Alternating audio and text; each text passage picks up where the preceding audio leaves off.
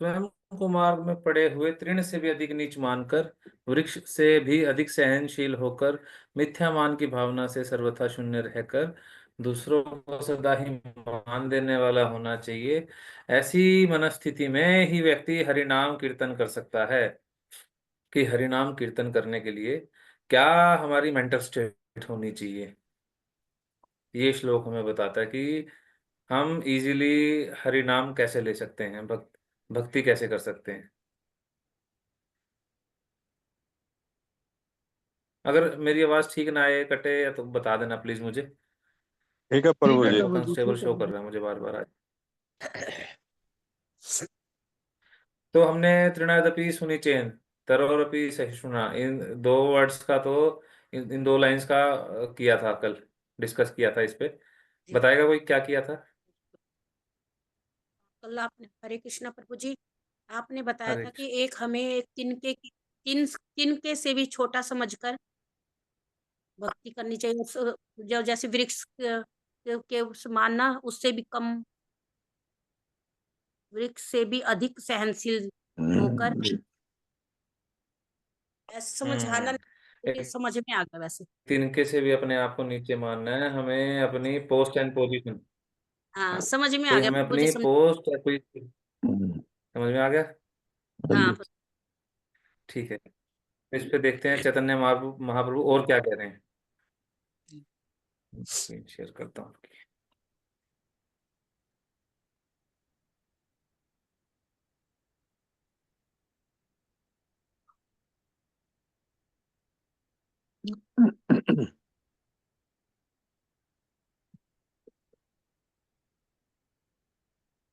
दिख रहा है सभी को?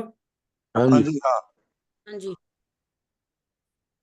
ठीक है, देखिए चैतन्य महाप्रभु क्या कह रहे हैं। ना जो ना हम कि स्वयं राधा रानी और भगवान कृष्ण हैं। स्वयं भगवान कृष्ण क्या कह रहे हैं, न हम विप्रो न च नरपतिर नापि वैश्यो न शूद्रो, न हम वर्णिम न च गृहपतिर्न वन्यस्थो या तिर्वा, किंतु प्रोदान निखिल परमानंद पूर्ण मृत विदेर गोपी भृत्योर पद कमल्यो दास दास अनुदास। अब चैतन्य महाप्रभु बता रहे हैं कि ठीक है, त्रिनादपि सुनिचेन, हमने अपने आप को तिनके से भी नीचे समझ लिया, पर अब क्या?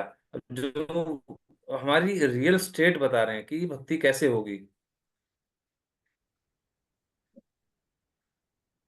हमारी असली पोजीशन क्या है।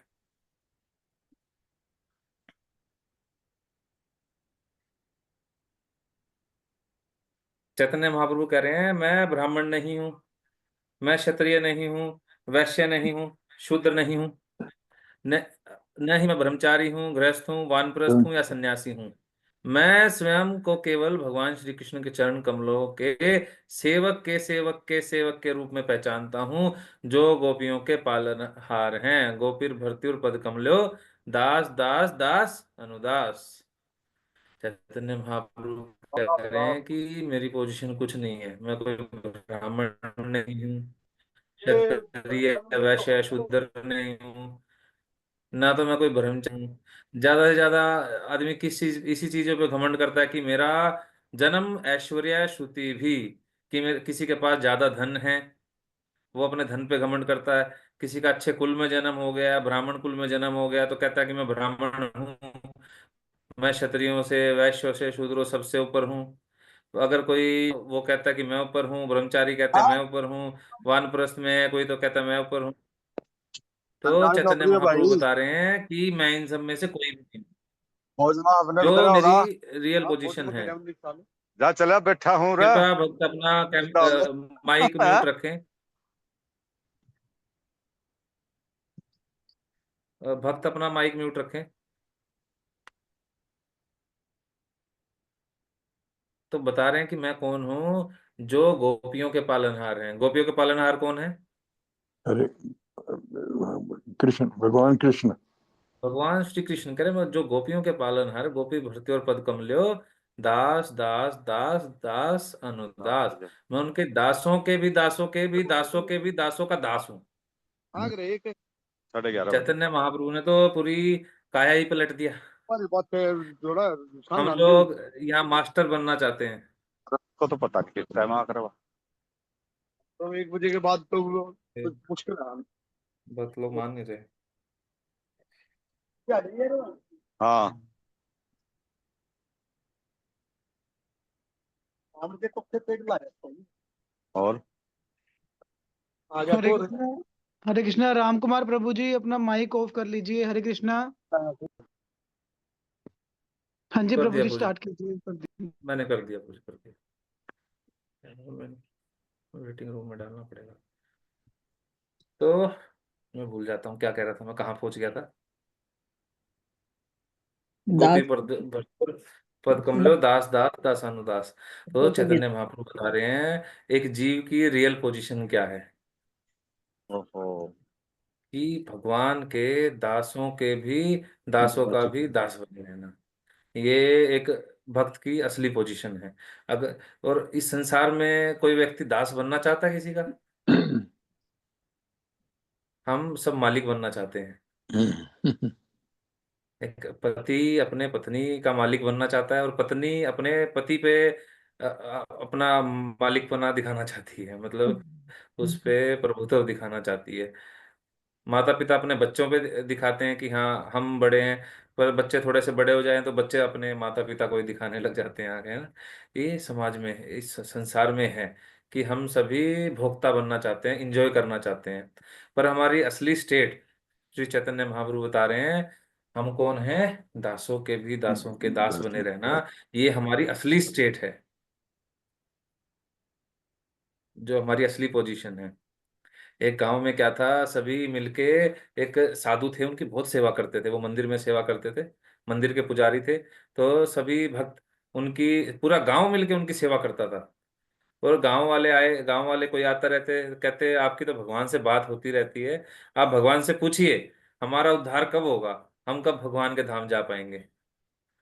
तो वो जो पुजारी थे उन्होंने भगवान से पूछा कि ये गांव वाले कब भगवान के धाम जा पाएंगे। कहते ये इतनी सेवा कर रहे हैं तुम्हारी, ये इसी जन्म में मेरे पास आ जाएंगे। ठीक है, उन्होंने पूछ लिया, उन्होंने गांव वालों को बताया। फिर रात को जब वो सो रहे थे, उनको सपने में कुछ दिखता है कि मैं भगवान के धाम नहीं जा पा रहा, ये सारे गांव वाले चले जा रहे हैं एक एक करके भगवान के धाम में, और मैं जा नहीं पा रहा। वो चिंतित तो सुबह उठते हैं डर के, मतलब उठ जाते हैं डर के यार, कि सारे गांव वाले जा पा रहे हैं, वो मेरी सेवा कर रहे हैं और वो जा पा रहे हैं, और मैं क्यों नहीं जा पा रहा, मैं तो डायरेक्ट इतनी भगवान की अच्छी सेवा कर रहा हूँ। तो भगवान से पूछते हैं कि भगवान जी मैं कब आऊंगा आपके धाम। कहते हैं आपको अभी टाइम लगेगा। टाइम लगेगा? मैं तो इतनी अच्छी सेवा कर रहा हूँ, और ये सब तो कुछ भी नहीं कर रहे आपकी सेवा, डायरेक्ट तो सेवा मैं कर रहा हूँ। तो भगवान बताते हैं कि अभी मैं उसको ज्यादा जल्दी ले एक्सेप्ट करता हूँ जो मेरे भक्तों की सेवा करता है। हरि बोल।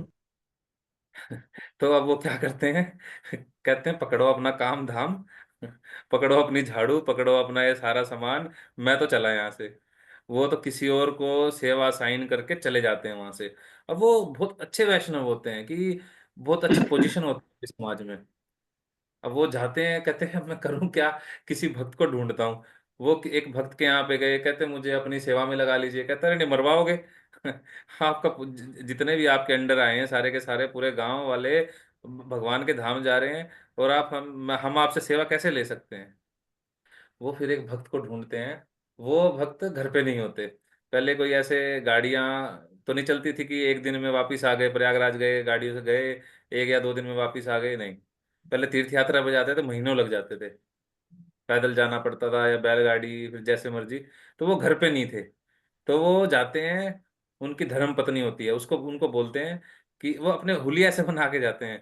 कहते मेरे को उन्होंने बुलाया था और बोला था काम दूंगा, कहाँ है वो। उनको पता था यात्रा पे गए हुए हैं। तो वो कहती कि वो तो यात्रा पे गए हुए हैं। तो कहते ठीक है, फिर मैं आपका सारा काम कर दूंगा, और मुझे पैसे भी नहीं चाहिए, बस मुझे खाने को रोटी दे देना। अब कोई माता जी है, उनको बोल दे कि ये सारा काम कर देगा, गायों का भी सारा काम कर देगा, बर्तन भी कपड़े भी सब कुछ कर देगा, और बदले में क्या चाहिए? रोटी। अब कैसा लगेगा? तो माता जी ने उनको रख लिया। अब वो करते रहे सेवा ऐसे ही कई महीनों तक। फिर जब वो उनके प्रभु जी आए, देखा अरे ये तो इतने बड़े वैष्णव से आप ऐसा काम क्यों करा रहे हैं। तो वो भी हैरान। तो तब उन्होंने बताया कि मैं इसलिए आपके पास आया हूँ कि मुझे भगवान के धाम जाना है। तब उन्होंने अपनी रियल स्टेट को पहचाना और भगवान के धाम जा पाए। तो भगवान के धाम जाने के लिए हमें क्या करना है? भगवान के जो दास हैं, मतलब भगवान के धाम जाने के लिए हमें क्या करना पड़ेगा? शुद्ध नाम लेना पड़ेगा, हरि नाम अच्छे से करना पड़ेगा। उस हरि नाम को अच्छे से करने के लिए हमें अपनी स्टेट को पहचानना पड़ेगा कि हम हैं कौन। त्रिणादपि सुनिचेन तरोरपि सहिष्णुना, हमारी असली स्टेट चैतन्य महाप्रभु बता रहे हैं कि मैं कुछ भी नहीं हूँ। कल भी किया था ना, सर्वोपाधि विनिर्मुक्तमम तर परत्वे निर्मलम ऋषिकेण ऋषिकेश सेवनम भक्ति रुच्यते। भक्ति रुच्यते कब होगी? जब हम सभी उपाधियों को छोड़ देंगे, जो पोजीशंस पोस्ट हमने एक्सेप्ट कर लिए हैं कि मैं मेल बॉडी में हूँ, मैं फीमेल हूँ, या फिर मैं कुछ भी हूँ, मेरे पास इतना पैसा है, मैं ब्राह्मण हूँ, मैं क्षत्रिय हूँ, मैंने कोई जाति से आइडेंटिफाई कर लिया है, मैं हरियाणा हरियाणा से हूँ, छोरा हरियाणा का, छोरा जाटा का, ऐसे कर करके हमने अलग अलग चीजों से अपने आप को आइडेंटिफाई कर लिया है। पर चैतन्य महाप्रभु बता रहे हैं जो हमारा असली स्वरूप है वो भगवान के दासों का भी दास बने रहना है।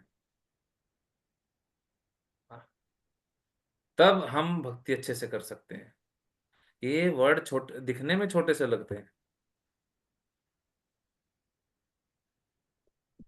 ये जो त्रिणादपि सुनिचेन तरोरपि सहिष्णुना, ये वर्ड दिखने में छोटे लगते हैं पर ये है नहीं, ये बहुत बड़े हैं। इनको अगर हम अपने जीवन में अप्लाई कर लेते हैं तो भक्ति करनी बहुत इजी हो जाएगी। और अगर हम भक्ति में आ तो गए हैं पर इस श्लोक को अगर अपने ऊपर अप्लाई नहीं करते तो ज्यादा कुछ चेंज होने वाला नहीं है। ठीक है, हम भक्तों की श्रेणी में आ जाएंगे, माला करने लगेंगे, मंदिर में जाएंगे, लोग बोलेंगे कि हाँ इतने पुराने हैं ये, तो इतनी सेवा करते हैं, ये है वो है, पर अंदर से चेंज जब तक नहीं आएगा तब रियलिटी में स्वभाव में चेंज नहीं आने वाला। ऋषिकेन ऋषिकेश सेवनम, जो हम हैं, हम भगवान का अंश है। और अंश क्या करता है? अंश की सेवा के लिए होता है। जैसे ये हाथ मेरे शरीर का पार्ट है, मेरा अंश है। अगर ये आप हाथ सोचने लगे कि मैं गुलाब जामुन खा लूंगा, अगर इसने गुलाब जामुन पकड़ भी लिया और इसको निचोड़ दिया पूरा, क्या इसको कुछ आनंद मिलने वाला है?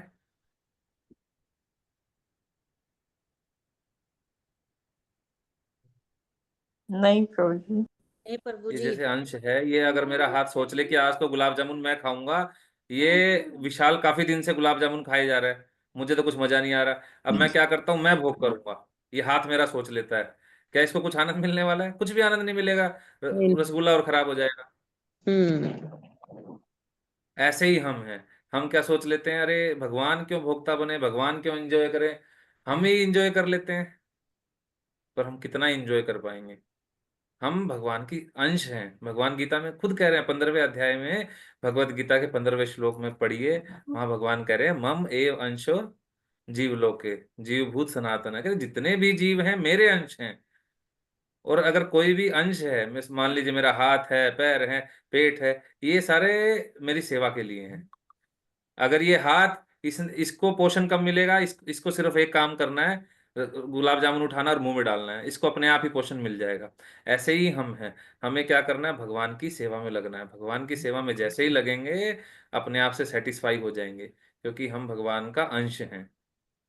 ऋषिकेण ऋषिकेश सेवनम भक्ति रुच्यते। भक्ति भक्ति कब, मतलब शुद्ध भक्ति कब होगी? जब हम भगवान की सेवा में लग जाएंगे। और वो कैसे लगना है? त्रिणादपि सुनिचेन तरोरपि सहिष्णुना, अपने खुद जितनी भी पोस्ट और पोजीशंस को हमने अपना लिया है उनको छोड़ देना है। मान लेना है कि मैं कौन हूँ? गोपी भर्त्योर पद कमल्योर दास दास दास दास दासानुदास। देखिए जब दीक्षा होती है, राम कुमार जी हैं? हाँ प्रभु जी है। हाँ, अब पहले क्या नाम था राम कुमार जी दीक्षा से पहले आपका?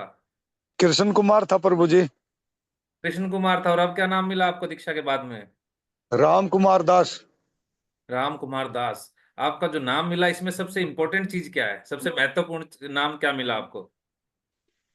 ये राम कुमार यानी के राम भगवान के कुमार यानी के भगवान श्री राम के पुत्र के रूप में दास। हाँ, पुत्र के दास। क्यों प्रभु जी? ठीक है। जी जी ठीक है। इसमें सबसे महत्वपूर्ण वर्ड क्या है आपके नाम में? दास। दास। दास। दास। राम कुमार का दास, दास। दास। तो ये दास वर्ड है, ये क्या है? सर्वेंट। ये दिखाता है कि हम दास हैं, हम मालिक नहीं है। दीक्षा के बाद में बिल्कुल क्लियर कर दिया जाता सबके पीछे। प्रभु जी लोगों के पीछे लगता है दास, और माताओं के पीछे लग जाता दासी। कई बार हम कहते भी हैं, हम प्रभु जी इतना बोलते हैं सामने वाले को, उसको प्रभु जी सुनने की आदत पड़ जाती है। अब किसी को बोलते भी ना कि भैया आपका क्या नाम है, तो कहेंगे राम कुमार प्रभु जी या विशाल प्रभु जी। अरे नहीं, वो सामने वाले बोलते हैं, हमें सामने वाले को सम्मान देने के लिए बोलना पड़ता है। पर मैं क्या हूँ? विशाल दास, दास।